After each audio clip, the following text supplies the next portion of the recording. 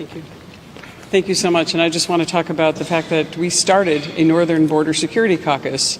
My colleague Ryan Zinke from Montana is going to speak about that as well. But it was so urgent what's happening at the southern border that we diverted all these Customs and Border Patrol agents to go from the northern border to the southern border. Now we have a crisis at the northern border, and we have huge issues with the Mexican cartels creating passports, shipping migrants, going on commercial flights, landing in Canada, getting to the cartels, getting them across the Canadian border, and once they get into New York, up in the Buffalo and Swanton sector, very dangerous parts of New York now because of the shift in focus, Kathy Hochul, our governor, issues legal driver's licenses, privileges reserved mostly to citizens and permanent residents, and now these driver's licenses can get them anywhere in the world. And when I met with the northern border agents, they said we are basically the same. It's an open border. They can go anywhere in the United States.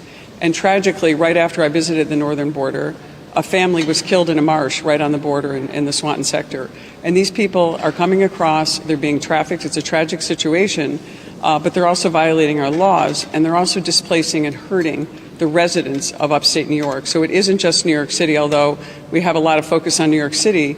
We have a number of counties upstate that SUNY State University of New York campuses were taking migrants at the request of Kathy Hochul, who welcomed them in. Then these migrants wouldn't leave when the students went back to college in August. Now we have incidents in Erie County, up in the northern end of the state, near Buffalo. We have tuberculosis cases. We have a rape case. We have a sexual assault case. We have numerous crimes being committed. Migrants aren't willing to they have to be evicted now by the border security and our local governments. We had a murder in Rensselaer County from an illegal immigrant, and it continues to happen. And the taxpayers of New York are paying for this. It's $11 million a day to bring these, to house these migrants in New York City, and they're being shifted upstate because Mayor Adams has, rightly blamed Joe Biden, as we all do. But Kathy Hochul has been an accomplice on this. She has been part of not standing up to President Biden, and incredibly, she came to Washington to see President Biden to talk about this issue, and he didn't have time for her. She finally got to catch him at a fundraiser in New York City recently, but there's still no solutions, and still, our speaker, as my colleague from Staten Island mentioned, our speaker from New York City has said nothing about this. Our majority leader, from the state of New York, who travels around the state proudly with his sign that says, "Come meet Chuck Schumer," hasn't spoken with our residents of upstate New York, among the most beleaguered taxpayers in the nation, who are coming up with the money to house these migrants at their own expense. And so that's why we formed the Northern Border Security Caucus. The northern border states, it's a very long border. It's very porous now because we don't have the resources we need. And it is time to close the border. It's time to give the agents the resources they need. And it's time to make sure that the Democrats stand up and stand for the American people. This is an 82% winner in New York State. The polling shows 82% of residents in New York across all demographics and all parties support doing something about the migrants and making sure that this burden isn't on the taxpayers. And we've been fighting for this for a long time, and now the taxpayers are speaking out.